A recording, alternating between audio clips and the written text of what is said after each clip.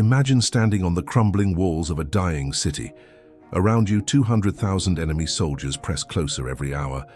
Your ammunition is nearly gone. Your men haven't slept in weeks. And then, a single cannon shot echoes from the hills. One sound. That's all that stands between you and obliteration. That sound would change the world forever. This is the story of September 12th, 1683, the day an empire reached the height of its power and inexplicably began to crumble. The day that a Polish king, a handful of defenders, and 18,000 cavalry would rewrite the future of Europe.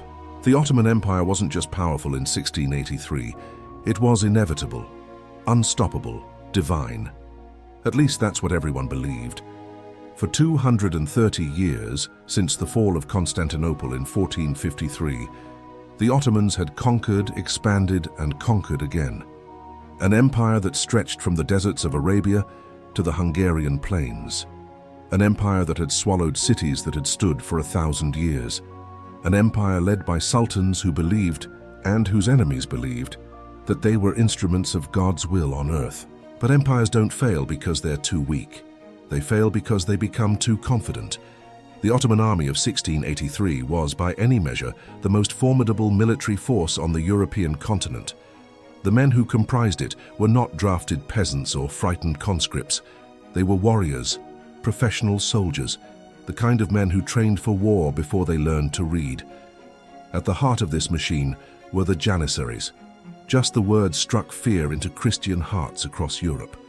These men were something entirely new, a standing professional army that served the Sultan alone. They weren't bought mercenaries. They weren't feudal levies. They were created from childhood specifically for one purpose: absolute, unquestioning obedience and devastating military efficiency. Here's how they were made. Ottoman recruiters would travel through the Balkans and Anatolia, selecting the healthiest boys, usually between 8 and 12 years old, from Christian villages. They were taken from their families, converted to Islam, stripped of their former identities, given new names, new loyalties, new gods. For the next decade, they were trained in military discipline so harsh it would be considered torture in the modern world. They learned to shoot the tüfek, a matchlock musket that was devastating in disciplined hands. They learned to move as one organism, to think as one mind, to die for their sultan without hesitation or question. A Janissary named Mehmed would later write in his journal, "We were not born into this life. We were forged, iron hammered into shape by the Sultan's will. My mother was a concept I barely remembered. My father was the Sultan. My brothers were the men in my regiment. My life had but one purpose, to expand the domain of Islam or die trying." By 1683, there were approximately 50,000 of these men, 50,000 human weapons, and they had never known defeat. Supporting the Janissaries was the Sipahi cavalry, light horsemen bred and trained for speed and maneuverability rather than the heavy, lumbering knights of Western Europe. These men carried composite bows so powerful they could punch through chainmail at 200 paces. They could fire arrows from horseback while galloping at full speed. They were mounted archers in the tradition of the Mongols, but with firearms and centuries of refinement. The Sipahi cavalry numbered around 40,000 strong. Then came the provincial levies, the Azaps and Akinji, irregulars scraped from across the Ottoman territories. These men brought whatever weapons they possessed: rusty swords, old muskets, spears, axes. They weren't professional soldiers, but there were perhaps 80,000 of them, and they would die as readily as anyone else when ordered. And then there was the artillery. The Ottomans understood something that would not be fully grasped in Europe for another 100 years. Artillery was the future of warfare. The massive cannons that had shattered the walls of Constantinople in 1453, those same walls that had stood for 1,000 years, had taught them that no fortification could resist the power of concentrated firepower. By 1683, the Ottoman siege train included hundreds of cannons. The largest were bombards, massive bronze tubes that could fire stone or iron balls weighing up to 300 pounds. Loading one of these monsters took hours and a crew of 20 men. First, you swabbed the barrel clean with a water-soaked brush. Then you loaded bags of gunpowder, carefully measuring the charge. Too little, and the shot wouldn't carry. too much and the barrel would explode, killing everyone nearby. Then you rammed it down with a massive wooden rod. Then came the projectile, a carved stone or iron ball so heavy it required 4 men to lift. You rolled it to the muzzle, lined it up and heaved it into place. Then you waited. You lit the fuse. And the earth itself shook. An Ottoman artillery officer named Hassan recorded his observations. "The day I first fired the great gun, I understood the will of Allah. The sound was like the voice of God denouncing sinners. When we fired at the walls of Christian fortifications, we watched empires crumble like sugar in water. I have seen structures built by ancient Romans turn to dust before our iron thunder. Nothing made by man could withstand it." In March 1683, a man named Kara Mustafa Pasha stood in the Ottoman capital and gazed at maps spread across a table before him. Kara Mustafa was the Grand Vizier, the Sultan's chief minister, the second most powerful man in the Ottoman Empire. He was in his early 60s, a veteran of decades of Ottoman campaigns, but success can corrupt ambition. After years of victory, Kara Mustafa had become convinced that he was destined for something greater, that he would be remembered not as a capable administrator, but as the man who finally conquered Europe. He had convinced the Sultan, Mehmed IV, who was more concerned with his hobbies than his empire's future, that the moment had arrived. Vienna, he argued, was weak. The Holy Roman Emperor had pulled his forces thin, defending too many borders. The French were troublesome but distant. The Polish king was old. The German princes were fragmented. And Vienna itself, Vienna was ripe for the plucking. Kara Mustafa was wrong about almost everything. But before anyone could prove him wrong, he assembled the largest Ottoman army in the empire's history. Estimates from contemporary sources vary wildly. Ottoman accounts claim up to 300,000 soldiers, while European observers were more conservative, estimating between 150,000 and 200,000. The truth was likely somewhere in the middle, but even at the lower estimates it was staggering. Roughly 40,000 Janissaries, 40,000 Sipahi cavalry, 20 to 30,000 Tatar allies from the Crimea, 80,000 provincial troops, support personnel and camp followers. The column stretched for dozens of miles. It was a moving city of soldiers, horses, camels, oxen, wagons, siege equipment and supplies. The march north took months. The Ottoman army moved through territories it controlled, the Balkans, southern Hungary. But as it pressed toward Vienna, it entered contested territory. Every mile brought them closer to a collision that would reshape the world. The defenders of Vienna didn't know they were about to change history. They just knew they were about to die. Vienna in 1683 was the heart of the Holy Roman Empire. Not the largest city in Europe by any measure. It was nothing compared to Paris or Venice or Constantinople, but it was the capital of the Habsburgs, and the Habsburgs were one of the few powers capable of standing against the Ottomans. The city's Emperor Leopold I was not a warrior king. He was, by most accounts, a cautious man, perhaps overly cautious. He understood the mathematics of the situation. The Ottoman army approaching Vienna vastly outnumbered anything he could muster. The Ottomans had siege expertise honed over centuries. They had artillery. They had professional soldiers who lived for nothing but warfare. Leopold made a decision that would define his reign. He left. On July 7, 1683, the emperor abandoned his capital, fleeing west with his court, his treasury, and his family. He left behind a garrison commander named Ernst Rüdiger von Starhemberg, a man in his 50s, scarred from decades of fighting the Ottomans, hardened by experience and loss. Starhemberg was given perhaps 11,000 soldiers to defend the city, plus another 5,000 armed civilians who volunteered to stay behind. That meant Vienna would have to hold against 200,000 enemies with 16,000 defenders. The math was impossible. But Starhemberg was not a man who dwelled on mathematics. The walls of Vienna had been rebuilt in the modern fashion after an earlier Ottoman siege attempt in 1529. Instead of the tall, thin walls that artillery could easily breach, Vienna now possessed what military engineers called the Tres Italienne, a star-shaped system of low, thick walls with projecting bastions.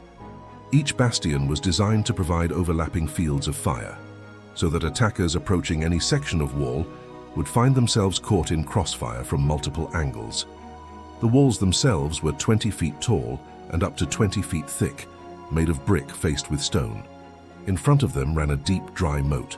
Beyond that, a sloped earthwork called a glacis, designed to expose attacking troops to defensive fire. It was a masterpiece of defensive engineering. It would also prove nearly useless against a determined siege. Starhemberg and his men worked feverishly through July and August to prepare Vienna for the coming assault. They demolished buildings outside the walls to clear fields of fire. They hauled grain and ammunition into storerooms. They positioned approximately 300 cannons along the bastions and walls. They trained and retrained the gun crews. They filled ditches and dug counter-fortifications. They braced themselves for the end. And then, on July 14th, the first Ottoman scouts appeared on the hills outside Vienna. The siege had begun. What followed was not a battle. It was a siege. A slow, grinding, relentless assault on the city's defenses and the sanity of everyone trapped inside. The Ottomans didn't try to take the city by direct assault. That would have been suicidal, and Kara Mustafa, for all his faults, was not suicidal. Instead, he employed the science of siege warfare, a discipline the Ottomans had perfected over centuries. They began digging. Sappers, military engineers, dug zigzag trenches called saps, slowly advancing toward Vienna's walls in a pattern that protected the diggers from defensive fire. As the trenches crept closer, Ottoman miners began tunneling underground, directly beneath Vienna's walls and bastions. Their goal was straightforward but horrifying. Dig chambers under the foundations, pack them with gunpowder, and detonate them to bring down entire sections of wall. It was grueling, dangerous work. Defenders dug counter-tunnels, trying to intercept the Ottoman miners before they reached the walls. When tunnels intersected, men fought in pitch-black darkness, stabbing each other with knives, firing pistols in confined spaces, throwing hand grenades that turned subterranean passages into graves. A young defender named Johann wrote a letter to his sister, a letter that would never be sent, found weeks later in the rubble of Vienna. You cannot imagine this, sister. The sound never stops, never, not for one moment. The crash of cannon, the whistle of falling shot, the screams of wounded men.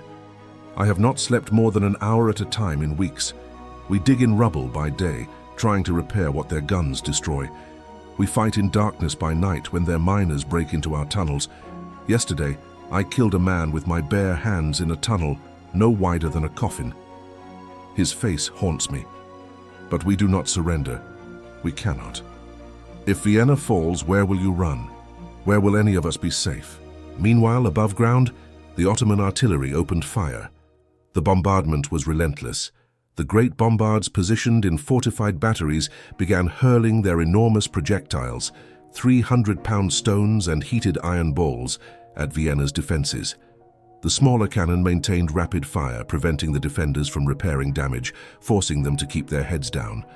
The sound was constant, an unending, rolling thunder. Stone balls smashed into walls, creating clouds of pulverized brick and stone. Iron balls, heated red-hot, were fired into the city to start conflagrations that burned entire neighborhoods. Buildings collapsed, streets filled with rubble. People died, soldiers in combat, civilians crushed under falling masonry or worse, buried alive in the cellars where they had fled for shelter. By early August, sections of Vienna's outer fortifications had been badly damaged. The Bergel Ravelin, a key defensive position, showed dangerous cracks. On August 12th, a massive Ottoman mine exploded directly beneath it. The blast threw earth and stone hundreds of feet into the air and opened a breach in the fortifications. Ottoman assault troops, Janissaries in their distinctive white felt caps, charged into the gap with terrible war cries. What followed was savage beyond description. The exhausted defenders, reduced in number by 2 months of constant combat, met the Janissaries with musket fire, pikes, and raw desperation. Men fought hand to hand in the rubble. They slipped on blood. They choked on gunpowder smoke so thick you couldn't see 5 paces ahead.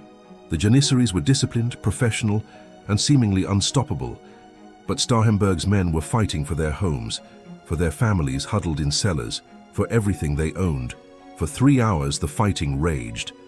Then, through sheer determination and mounting casualties, The defenders managed to drive the Janissaries back and hastily construct a new defensive line. But everyone knew it was only temporary. By late August, Starhemberg estimated he had perhaps 8,000 combat-effective soldiers remaining. The Ottoman guns had opened several additional breaches in the walls. Food supplies were dwindling. Gunpowder stocks were falling to critical levels. Disease spread through the overcrowded city, dysentery, typhus, infections from untreated wounds. Vienna was dying, and everyone inside knew it. The only question was, how long could they hold out? While Vienna suffered, a desperate diplomatic ballet was playing out across Europe. Emperor Leopold's envoys had traveled to every Christian court from Rome to Warsaw, begging for military assistance. The Pope blessed the cause and sent money. Several German princes pledged troops, contributions that seemed generous on parchment, but small when facing 200,000 Ottomans. Then came word that would change everything. King John III Sobieski of Poland was willing to march to Vienna.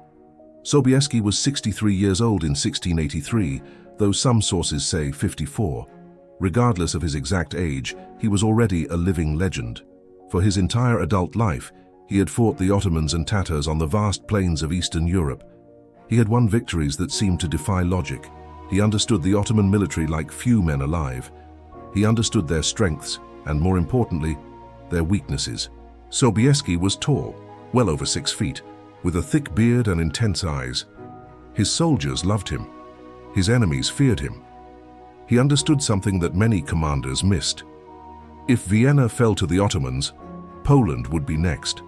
The Ottomans would sweep north through Moravia and into Polish territory, and his kingdom would face the full might of the Ottoman Empire alone. So Sobieski made his decision.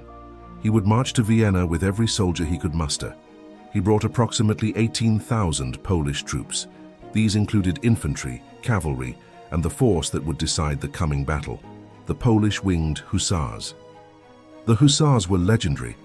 Not just in Europe, they were whispered about in Ottoman camps, feared by soldiers who had faced them. These were not the lumbering, heavily armored knights of Western European tradition. They were something deadlier. Cavalry trained from childhood, wearing full-plate armor polished so bright they gleamed like mirrors in sunlight, carrying lances 20 feet long, mounted on horses bred specifically for the crushing weight of armored riders at full gallop. But what made them truly terrifying were the wooden frames mounted to their armor, frames from which sprouted enormous feathers, usually eagle or ostrich plumes. When a hussar regiment charged, these frames created a distinctive rushing sound, a sound that had driven enemy soldiers to panic and rout before the hussars even reached them. A hussar officer named Stanislaw would later write, "We were the pride of Poland, descendants of knights who had defended Christendom for centuries. Each of us trained from boyhood to fight from horseback, to couch the lance, to strike with perfect timing at full gallop. Our armor could turn aside musket balls and sword strikes. Our horses were bred for strength and courage. When we charged, we were unstoppable, a steel avalanche that broke armies and crushed the spirit of our enemies." Joining Sobieski were German imperial troops under Charles V, Duke of Lorraine, approximately 20,000 battle-hardened soldiers. Additional forces arrived from Bavaria, Saxony, Swabia, and Franconia. German states that understood Vienna's fall would leave them exposed to Ottoman conquest. In total, the relief force assembled near Tulln, northwest of Vienna, numbered approximately 70,000 men. It was the largest Christian army assembled in Europe in generations, but it was still outnumbered by the Ottoman host surrounding Vienna. And there was another problem: time. Intelligence reports from messengers who had managed to slip through Ottoman lines indicated that Starhemberg had perhaps days, maybe a week at most, before his ammunition ran out completely or another major breach forced a final, unsuccessful defense. The relief force would have to attack immediately, and they would have to attack in the most difficult circumstances possible.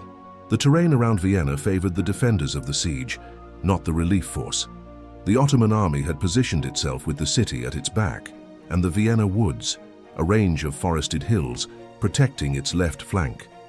To reach Vienna, the Christian army would have to march through those woods, emerge onto the plain before the city, and then attack an entrenched enemy that had spent 2 months fortifying its positions. It was a military nightmare, But Sobieski gambled on something that Kara Mustafa had missed. The Ottoman commander was so focused on Vienna's collapse that he didn't expect a major attack from the wooded hills. On September 8th, the relief force began its approach march. They moved in several columns through the Vienna woods, following narrow forest tracks and mountain paths. This was incredibly dangerous. If the Ottomans discovered them while they were strung out in column, unable to form battle formations, unable to support each other, the entire relief force could be destroyed piecemeal. But Sobieski moved with confidence. He understood Ottoman psychology. He knew that Kara Mustafa would be expecting the relief force to approach from the open plains, not from the forested hills. He knew that Kara Mustafa would be believing his own propaganda, that Vienna would fall before help could arrive. Ottoman scouts did report movement in the Vienna woods, but Kara Mustafa dismissed the reports. He believed the Christian army was still days away. He believed Vienna would fall in hours. His attention remained fixed on the city's crumbling defenses, where his miners were preparing what he expected to be the final decisive assault. The Christian relief force moved through the night. The men were tired. The terrain was brutal, but they had hope. For the first time since the siege began, hope was real. On September 11th, the relief force completed its march through the Vienna woods and assembled on the Kahlenberg Heights, a ridge of hills overlooking Vienna and the entire Ottoman siege camp. From this vantage point, the Christian commanders could see everything: the sprawling Ottoman encampment with its thousands of tents, the siege lines encircling Vienna, the breaches in the city's walls, the smoke rising from fires burning inside the doomed city. They could also see something else. Vienna still flew Habsburg banners. The city still held. They were not too late. That night, as the relief army made its final preparations, a single cannon shot boomed out from the Kahlenberg Heights. It was a signal to Vienna's garrison that help had arrived. Inside the dying city, men wept with relief. September 12th, 1683 dawned clear and cool. By 6 in the morning, both armies were preparing for battle. The relief force held the high ground, the Kahlenberg Heights and the surrounding hills. But holding high ground meant nothing if you couldn't reach the enemy. To engage Kara Mustafa's army, the Christian forces would have to descend into the plains below. They would have to advance through vineyards, over stone walls, across irrigation ditches, all while under fire from Ottoman artillery positioned on rising ground. It was every defender's nightmare, attacking downhill into an entrenched enemy. Sobieski organized his forces into 3 main divisions. On the left, nearest the Danube River, he positioned Duke Charles of Lorraine commanding the German imperial troops and contingents from the various German states. In the center, he placed additional German forces under various princes and commanders. On the right, holding the position closest to the Vienna woods, Sobieski placed his Polish army, including the precious Winged Hussars. This positioning was deliberate. The right flank had the most room to maneuver, and Sobieski was already planning the decisive action that would decide the battle. He would use his cavalry, his hussars, to deliver a hammer blow at the moment when the Ottoman forces were most extended and exhausted. Meanwhile, Kara Mustafa faced a decision that would haunt Ottoman military history. He could continue focusing on Vienna and try to take the city before the relief force attacked, or he could abandon the siege, turn his entire force around, and meet the Christian army in open battle. He chose a third option. He tried to do both. This decision was his undoing. Kara Mustafa left a substantial portion of his forces, including many Janissaries, to continue the siege and assault Vienna's walls, while he turned the rest of his army to face the approaching relief force. This divided his strength at the critical moment. The Ottoman army would fight without its full power, concentrated in one place. The Janissaries, expecting to deliver the final blow to Vienna that day, would instead find themselves isolated and unsupported. They would soon discover what it meant to be caught between 2 enemies. The battle began around 9 in the morning, when the Christian left and center divisions began their advance down the slopes toward the Ottoman positions. This was no parade ground march. The troops had to navigate through vineyards, over stone walls, across irrigation ditches, all while coming under fire from Ottoman artillery. The Ottoman guns, positioned in carefully prepared batteries, began firing as soon as the Christian troops came into range. Bronze cannons belched fire and smoke, sending solid shot bouncing and skipping across the ground. Each impact created fountains of earth and sent lethal fragments in all directions. A German officer named Friedrich witnessed the advance. The Turkish guns opened on us with terrible fury. I saw a cannonball strike the man next to me, simply erasing him from existence. One moment he was there complaining about his sore feet. The next, there was only a red mist and pieces falling to the ground. But we could not stop. We could not even slow down. We marched forward through that iron hail because Vienna depended on us, because all of Christendom depended on us. Men fell at every step, but we closed the ranks and continued forward. As the German forces advanced, they deployed their own artillery. Lighter field pieces called falconets and sakers that could be manhandled into position relatively quickly. Christian gun crews worked with desperate efficiency, loading, firing, reloading, while Ottoman cavalry swept around the flanks trying to overrun the artillery positions. The infantry on both sides opened fire when they came into range. Lines of musketeers on each side loaded and fired as fast as their weapons allowed. The procedure was always the same: pour powder, ram the ball, prime the pan, blow the match, present, fire. The smoke from thousands of muskets created a dense fog that hung over the battlefield, reducing visibility to just a few paces. Men fired into this smoke at shadows and movement, never knowing if their shots found targets.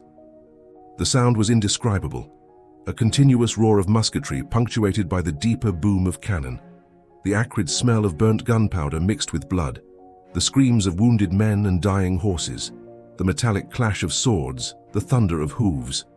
This was warfare in the 17th century, not the glamorous, ordered affair of later paintings and engravings, but chaos and noise and death. The fighting along this part of the battlefield devolved into a brutal stalemate. Neither side could gain a decisive advantage. The German troops fought with disciplined courage. Their pikemen held formation to repel cavalry charges, while their musketeers maintained steady fire. The Ottoman forces, fighting on ground they had occupied for months and knew intimately, used every ditch, wall and building as cover. The Sipahi cavalry launched repeated charges trying to break the German formations, but each time they were driven back by pike and musket fire. Horses went down screaming. Men were lifted from their saddles and thrown to the ground. For hours, the battle raged in a grinding stalemate. The sun climbed higher, men died in the thousands, and still, neither side achieved victory. Inside Vienna, Count Starhemberg could hear the battle raging outside the walls. For 2 months he had endured bombardment, disease, starvation, and the constant assault of Ottoman attacks. His men were exhausted, many were wounded, ammunition was critically low. But Starhemberg was a soldier. He understood something crucial. If the relief force was going to break the siege, Vienna's garrison had to do their part. They had to attack from inside to divide Ottoman attention and forces.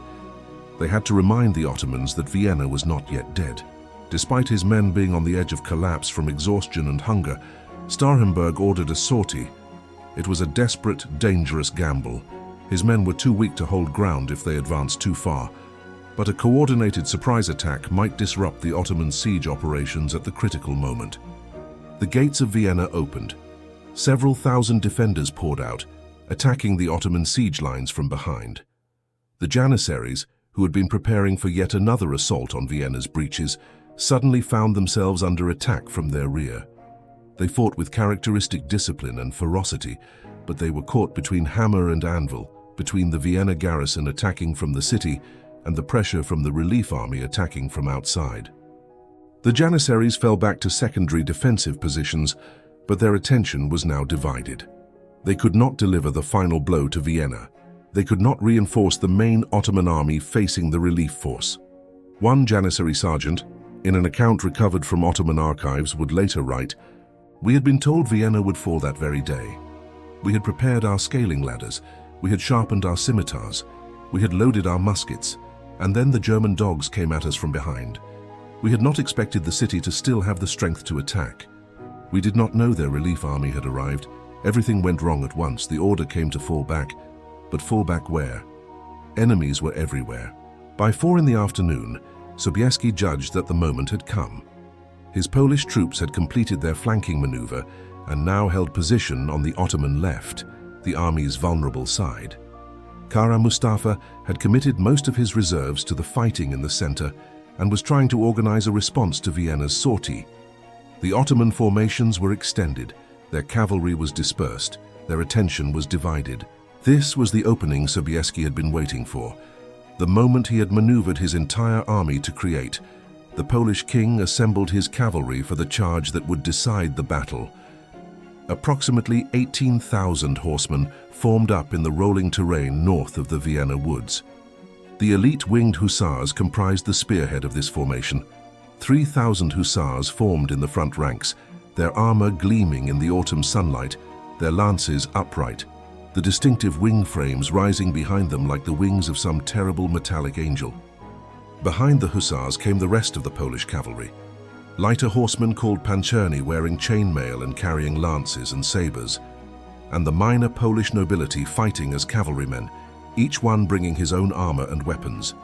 In total, 18,000 mounted warriors, all pointed toward the Ottoman line. Sobieski himself would lead the charge.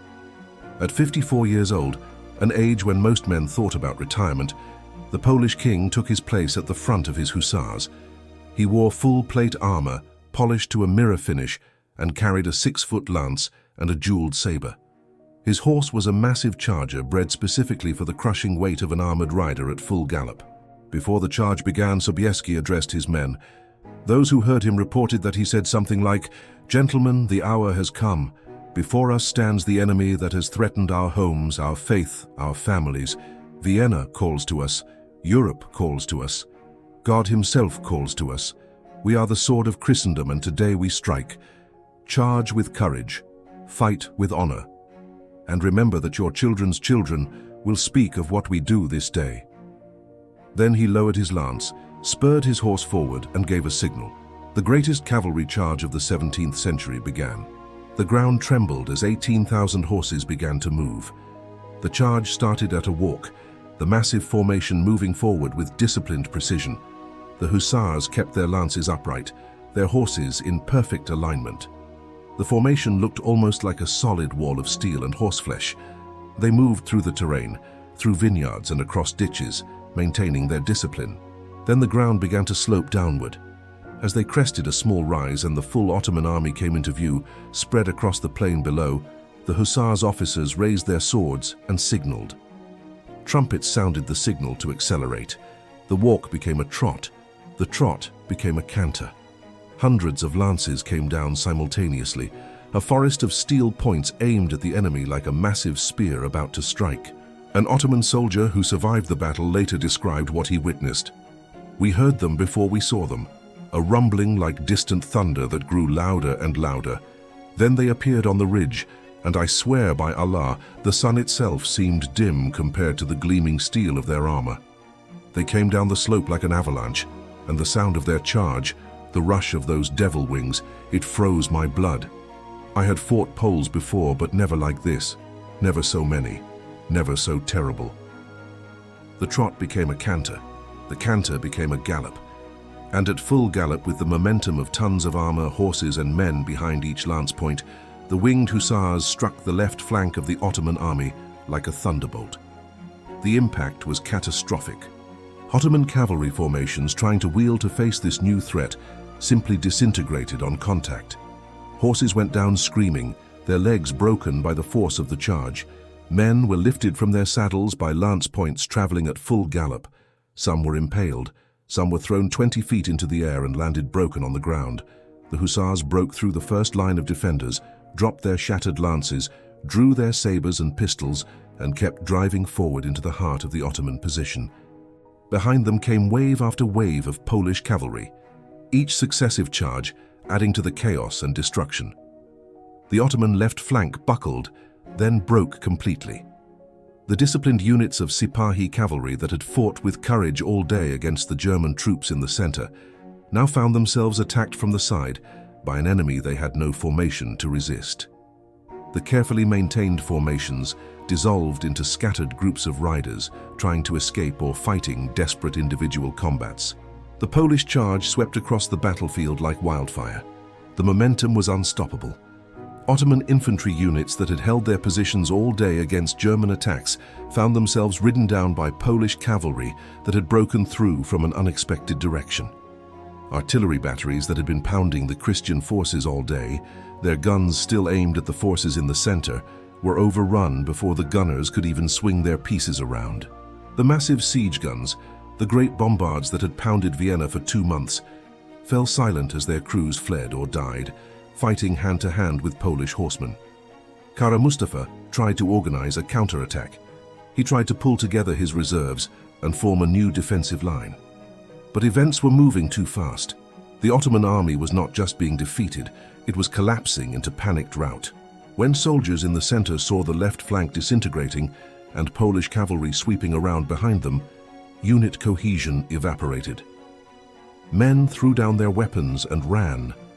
What had been an army became a mob of terrified individuals trying to escape.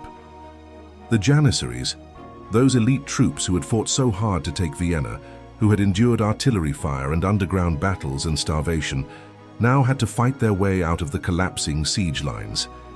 Many units maintained their discipline and conducted fighting withdrawals, selling their lives dearly to buy time for others to escape. But even the vaunted Janissaries could not stand against the combined pressure of Vienna's garrison attacking from one side, German imperial troops pushing from another, and Polish cavalry tearing through from yet another direction. The Ottoman army was coming apart in real time. Regiments that had maintained perfect discipline for decades were now breaking into fragmented groups. Officers lost control of their men. The professional military machine that had conquered an empire became, in a matter of hours, a desperate scramble for survival. By 6 o'clock in the evening, less than 2 hours after the Polish charge began, the Battle of Vienna was effectively over. The Ottoman army was in full retreat, streaming south and east away from Vienna, abandoning their camps, their artillery, their supplies, everything that would slow them down. They left behind tents made of silk and gold, weapons and armor, food and water, the accumulated wealth of months of preparing for conquest. The Christian forces pursued, cutting down fleeing soldiers, capturing thousands of prisoners, seizing unimaginable amounts of booty from the Ottoman encampments. Merchants and nobles and common soldiers were taken captive. The supply trains that had taken months to assemble were seized. The siege guns, the great bombards that had seemed so invincible, were captured by Christian forces who barely understood how to use them. Kara Mustafa managed to escape with his life and a portion of his army, but his dreams of conquest died on the plains before Vienna. He had commanded perhaps the largest and best-equipped Ottoman army ever assembled, and he had seen it destroyed in a single afternoon. The Grand Vizier fled south, knowing that his failure would not be forgiven. He was right. Sultan Mehmed IV, furious at the disaster, ordered Kara Mustafa executed on December 25, 1683, less than 4 months after his humiliation. The Grand Vizier was strangled with a silk cord, the traditional method for executing high-ranking Ottoman officials. He died knowing that his name would be remembered in history, but not in the way he had hoped. King John Sobieski entered Vienna on September 13th, to the jubilation of the surviving population. Count Starhemberg, the garrison commander who had held the city against impossible odds for 2 months, met the Polish king at the gates. The two men embraced, and witnesses reported that both were weeping. These were not tears of joy alone. These were tears of relief, of exhaustion, of the realization that they had somehow survived the unsurvivable. Sobieski toured the devastated city. He saw the breaches in the walls where Ottoman mines had exploded. He saw the burned buildings, entire neighborhoods reduced to ash. He saw the exhausted defenders, men so thin from hunger that their armor hung loose on their frames. He understood just how close Vienna had come to falling. Another week, perhaps another few days, and the garrison would have run out of ammunition, another successful breach, and the city would have been overwhelmed. They had been saved by days, perhaps by hours. That evening, Sobieski wrote a letter to his wife, Queen Maria Casimira, in which he paraphrased Julius Caesar's famous words. He wrote, "Veni, vidi, Deus vicit." I came, I saw, God conquered. It was not false modesty. Sobieski genuinely believed that the victory at Vienna was divine intervention, that God had used Christian armies as his instrument to turn back the Ottoman tide. Whether one believes in divine intervention or not, Sobieski's tactical genius and the courage of his soldiers had achieved something that seemed impossible: the defeat of the Ottoman Empire's greatest army. The casualties from the Battle of Vienna were staggering. The Ottoman army lost approximately 15,000 dead on the battlefield itself, with perhaps another 20,000 captured or dead from wounds in the days following the battle. Some Ottoman sources put the losses higher, but 35,000 casualties seems to be a reasonable estimate. The Christian forces lost around 4,000 killed or mortally wounded, with thousands more suffering injuries. Inside Vienna, the 2-month siege had killed approximately 3,000 soldiers and perhaps 10,000 civilians from combat, disease, and starvation. The city would need years to recover from the physical destruction and psychological trauma, but numbers alone cannot capture the significance of what happened at Vienna. The Ottoman Empire had suffered its most decisive defeat in over a century. The aura of Ottoman invincibility, carefully cultivated through 200 years of nearly continuous expansion, shattered in a single day. The balance of power in Eastern Europe shifted permanently and completely. The Ottomans would continue to exist as a power for another 240 years, but they would never again threaten Central Europe. The dynamic, expanding power that had made Constantinople tremble before Suleiman. The Magnificent became gradually and inexorably the sick man of Europe, struggling to maintain territories rather than conquering new ones, falling further and further behind European powers in technology, military organization, and economic development. The defeat at Vienna triggered what historians call the Great Turkish War, a 16-year conflict in which a coalition of Christian powers, the Holy League, formed by the Pope, Austria, Poland, Venice, and eventually Russia, systematically rolled back Ottoman conquests in the Balkans. Armies that had spent centuries on the defensive now went on the offensive. Cities and territories that had been under Ottoman rule for generations were reconquered. By the Treaty of Karlowitz in 1699, the Ottoman Empire was forced to cede Hungary, Transylvania, and large portions of the Balkans to the Habsburg Empire and its allies. The psychological and cultural impact resonated even further. Vienna became a symbol of Christian resistance, the city that stood firm when all seemed lost. The legend of the Winged Hussars grew to mythical proportions, their charge becoming the stuff of legend and poetry. In Vienna itself, new traditions emerged. Coffee houses supposedly started by entrepreneurs using sacks of coffee beans abandoned in the Ottoman camps. The croissant pastry, according to popular legend, though disputed by historians, was created in Vienna to commemorate the victory, its crescent shape mocking the Islamic crescent symbol. Whether these particular stories are historically accurate or not, they reflect how deeply the battle embedded itself in European consciousness. Vienna did not just defend itself that day, it defended the future shape of Europe. It prevented Ottoman domination of Central Europe. It ensured that Christianity would remain the dominant religious and cultural force in Europe for centuries to come. The weapons and tactics that clashed at Vienna also represented a turning point in military history. The matchlock muskets that equipped most infantry on both sides were already becoming obsolete. Within a generation, flintlock firearms would become standard, offering faster reload times and better reliability. The Janissaries and German musketeers who had faced each other at Vienna would be replaced by more modern soldiers with more modern weapons.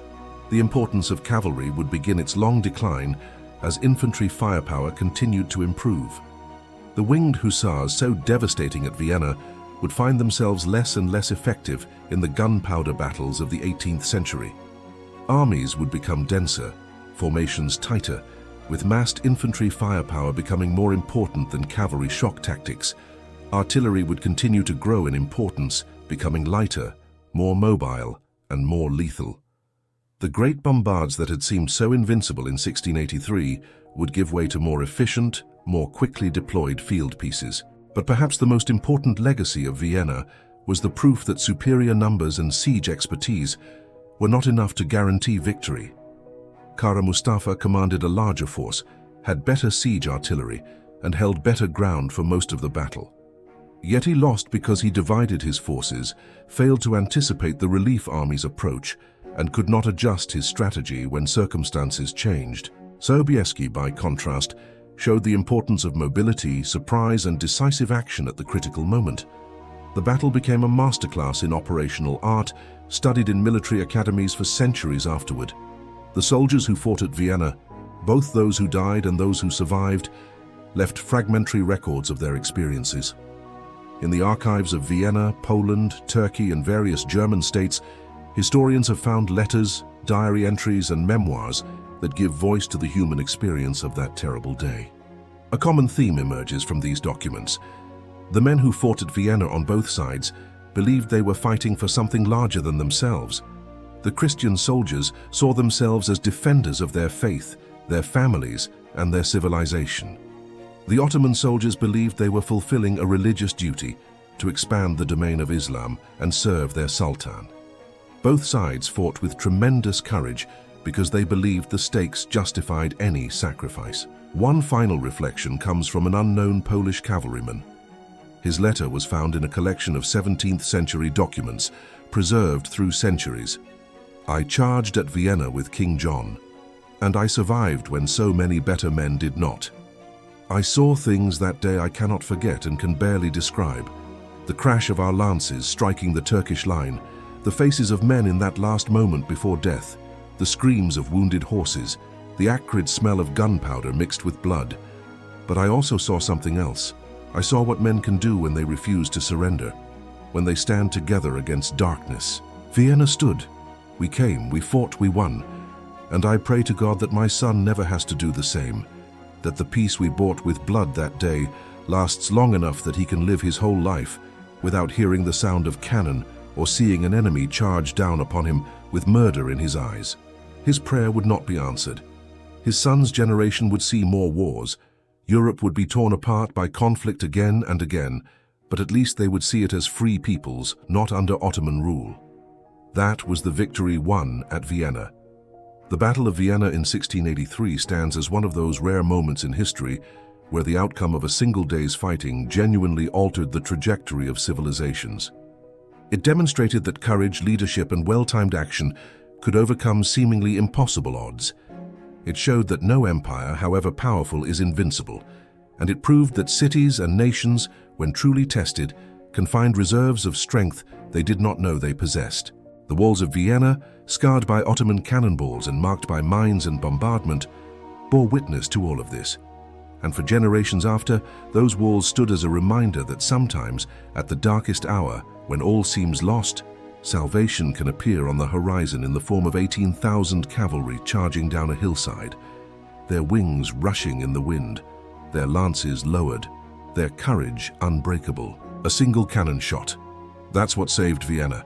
One sound at the right moment, it echoed across the hills and changed the world, and we are still living with the consequences of that echo today.